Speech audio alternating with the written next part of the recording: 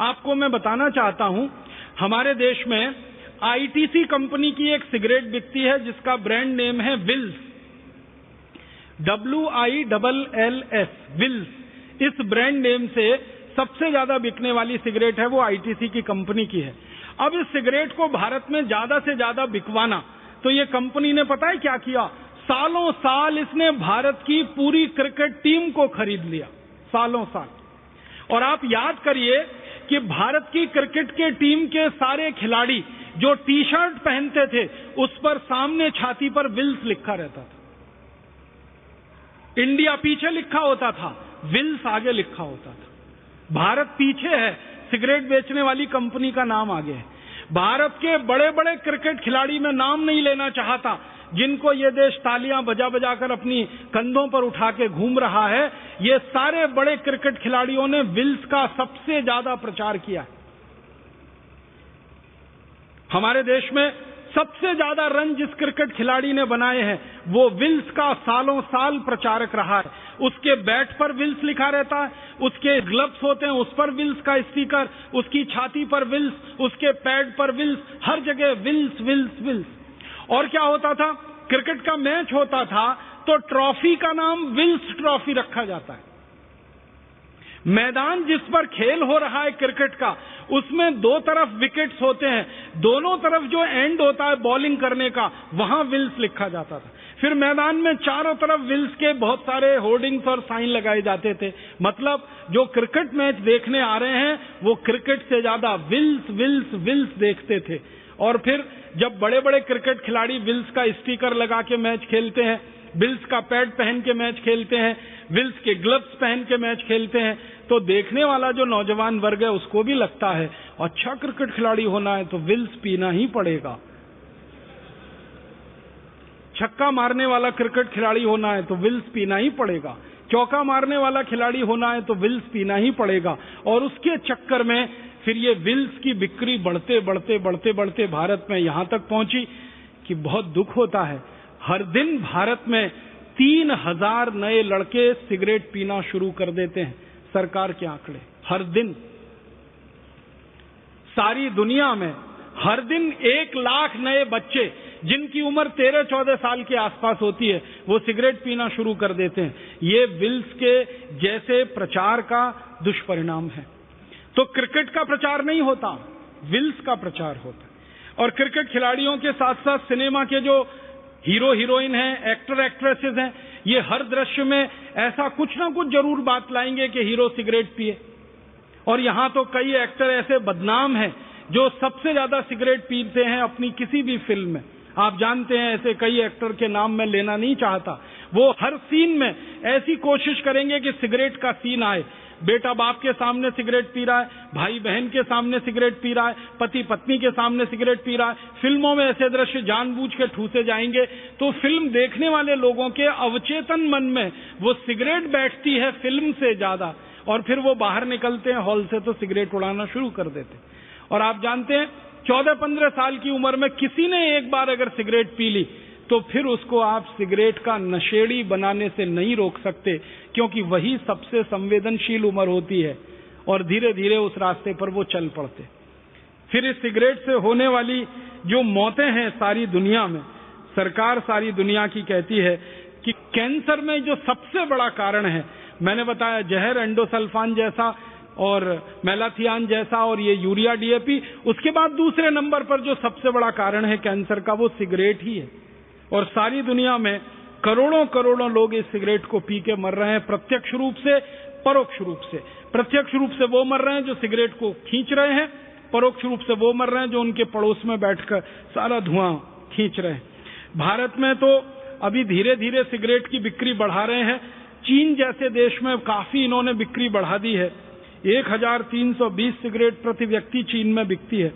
America में 1670 cigarette प्रति व्यक्ति बिकती है। जापान में 2600 सिगरेट प्रति व्यक्ति, रूस में 1760, इंडोनेशिया में करीब 1000। और ऐसे ही ये बिक्री बढ़ाते बढ़ाते इनका अंतिम लक्ष्य है कि दुनिया के अधिक से अधिक लोगों को सिगरेट पिला देना, ताकि 40 विदेशी कंपनियों के खजाने में लाखों करोड़ों रुपए जमा हो सके। ये दूसरा बड़ा मौत का व्यापार है जो चल रहा है हमारे देश में और दुनिया में। आपसे एक विनम्र निवेदन है कि इस मौत के व्यापार को भी आप बंद करा सकते हैं और हमारे नौजवानों को और सिगरेट पीने वाले बहन भाइयों को समझा सकते हैं। एक डॉक्टर की जो समझाइश होती है वो किसी दूसरे की नहीं हो सकती है।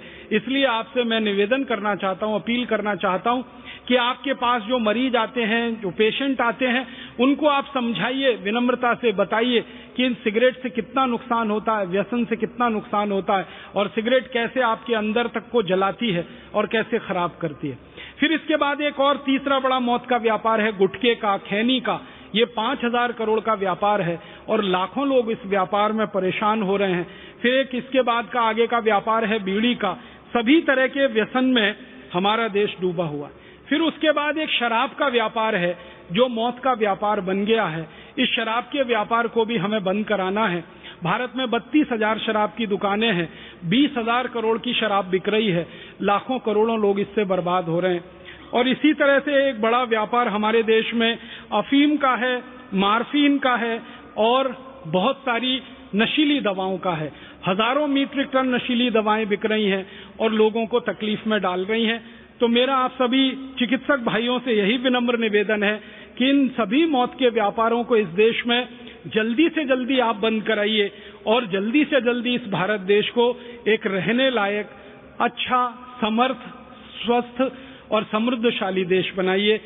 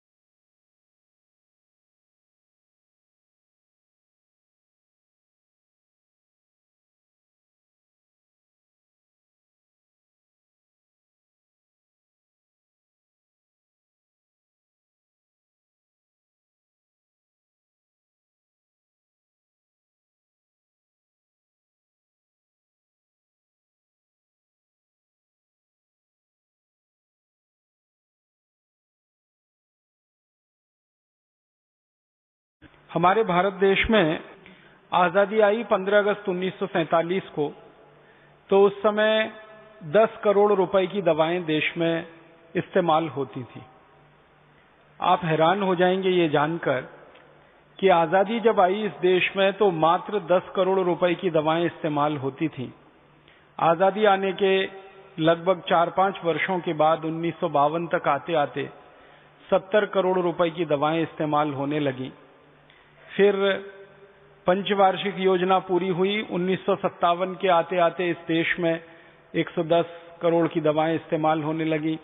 फिर दूसरी पंचवार्षिक योजना, तीसरी पंचवार्षिक योजना, अभी होते होते हमारे देश में करीब 11 पंचवार्षिक योजनाएं पूरी हुई हैं और अब हमारे देश की सरकार बोलती है कि 40,000 करोड़ रुपए की दवाएं बाजार में इस्तेमाल हो रही हैं। हमारी सरकार का ये कहना है कि ये 40,000 करोड़ का जो व्यापार है दवाओं का, ये वो है जिसके बारे में सरकार को जानकारी है, जिसके बारे में हमारे देश की संस्थाओं को जानकारी है। माने ये सफेद व्यापार है, ये व्हाइट मनी का पैसे का व्यापार है। और अगर इसमें ब्लैक वाला जोड़ दिया जाए जिसके बारे में सरकार को भी पता नहीं है, तो उनका ये कहना है कि ये कुछ भी हो सकता है। आंकड़ा 80,000 करोड़ हो सकता है, 1 लाख करोड़ हो सकता है, कुछ भी हो सकता है। अब हमारे देश के बारे में आजादी के बाद पिछले 63 वर्षों में भारत सरकार के द्वारा समय समय पर कई विशेषज्ञों के दल गठित किए गए थे और हर एक विशेषज्ञों के दल को ये कहा गया था कि भारत देश की जरूरतों के अनुसार ये बताएं कि कितनी दवाएं बहुत जरूरी हैं इस देश के लोगों को। सबसे पहले हमारे देश की सरकार ने एक कमीशन बनाया जिसका नाम था जस्टिस हाथी कमीशन। उसको भारत सरकार हाथी कमेटी भी कहती है।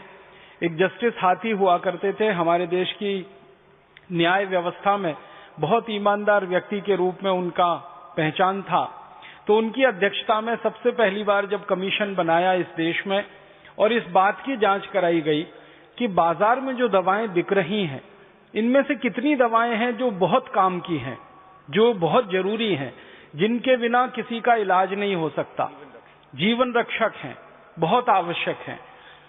तो जस्टिस हाथी ने हमारे देश के सभी बड़े विशेषज्ञों को बुलाया अपने सामने और विशेषज्ञों को उन्होंने ये कहा, निवेदन किया कि आप छोटे छोटे समूह बनाइए और भारत देश में जितनी बीमारियां हैं उन बीमारियों के अनुसार दवाओं की एक सूची बना के दीजिए कि कितनी दवाएं हैं जो भारत के मरीजों के लिए बहुत आवश्यक हैं, जीवन रक्षक हैं। तो आपको सुन के हैरानी होगी, सारे विशेषज्ञों ने मिलकर एक सूची तैयार की जिसमें 117 दवाओं के नाम दिए गए और ये कहा गया कि ये 117 दवाएं बहुत जरूरी हैं, बहुत काम की हैं।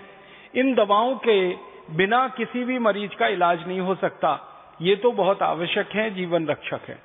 तो उन 117 दवाओं की सूची को जारी किया गया और सरकार की तरफ से सभी चिकित्सकों को ये निवेदन किया गया कि आप ध्यान रखें, अपने मरीजों को जब दवाएं आप लिखते हैं, प्रिस्क्रिप्शन लिखते हैं, तो आप इन 117 दवाओं के बाहर जाने की कोशिश ना करें, क्योंकि यही दवाएं सारे देश के विशेषज्ञों ने आम राय से तय की हैं। वो सरकार ने तय नहीं की थी, हमारे देश के आपके जैसे डॉक्टर विशेषज्ञों द्वारा तय की गई थी। फिर क्या हुआ, जस्टिस हाथी कमीशन की ये रिपोर्ट आई तो सारे बाजार में हल्ला हो गया और दवा बनाने वाली कंपनियों ने इस रिपोर्ट को खारिज करने की ताकत लगा दी और सरकार के ऊपर इतना दबाव डाला कि इस रिपोर्ट को सरकार कभी न माने। लेकिन भारत सरकार ने उस रिपोर्ट को जारी किया और सारे देश के विशेषज्ञ डॉक्टरों को यह पता चला कि 117 दवाएं बहुत जरूरी हैं, भारत की जलवायु के अनुसार, भारत के वातावरण के अनुसार, यहाँ के लोगों को होने वाले जो रोग हैं, जो बीमारियां हैं, उनके अनुसार। आपको सुन के हैरानी होगी कि इन 117 दवाओं की सूची जब मैंने देखी तो सर्दी, खांसी, जुकाम से लेकर सबसे खराब बीमारियां जो हमारे यहाँ मानी जाती हैं, जिनको जानलेवा बीमारी हम कहते हैं, जैसे कैंसर है, तो सर्दी, खांसी, जुकाम से लेकर कैंसर तक की बीमारियों को सारा कवर करने वाली ये दवाएं हैं 117। सरकार ने फिर एक कानून बना दिया इस देश में कि जो भी कंपनी दवा का लाइसेंस मांगेगी सरकार से, उसके ऊपर पहले से ये एक ऑब्लिगेशन होगा, पाबंदी होगी कि इन 117 दवाओं का उत्पादन उस कंपनी को जरूर करना पड़ेगा और बाकी कोई और दवा वो बनाना चाहे तो उसके लिए सरकार सोचेगी। तो जरूरी दवाओं का उत्पादन इस तरह से इस देश में शुरू हुआ, कानून की मदद से, कानून के माध्यम से, और धीरे धीरे भारत के लोगों को जरूरी दवाएं उपलब्ध होने लगी। आजादी जब आई थी और उसके लगभग पहली पंचवार्षिक योजना के पूरा होने तक ज्यादातर जरूरी दवाएं बाहर से आयात होती थी, विदेशों से आती थी। लेकिन ये कानून जब बन गया हमारे देश में तो विदेशों से आयात होने वाली दवाओं की संख्या लगातार घटती गई और धीरे धीरे देश में ही उत्पादन बढ़ता चला गया और मरीजों को सस्ती कीमत पर उपलब्ध दवाएं हो गईं जो बहुत जरूरी थी। फिर हमारे बाजार में एक नया दौर आया और बहुत सारी विदेशी कंपनियों ने हमारे देश में एक साथ प्रवेश किया। हमारे देश की सरकार की नीति बदल गई। पहले हमारे यहाँ नीति ये हुआ करती थी कि विदेशी कंपनियों के हाथ में दवाओं के उद्योग को न छोड़ा जाए, देश की कंपनियों पर भरोसा किया जाए, स्वदेशी के रास्ते पर आगे बढ़ा जाए, स्वावलंबी देश को बनाया जाए दवाओं के उत्पादन में, क्योंकि दवा एक ऐसी संवेदनशील वस्तु है जिसका उत्पादन अगर आपके हाथ में नहीं है, किसी दूसरे के हाथ में है, तो वो कभी भी आपको ब्लैकमेल कर सकता है।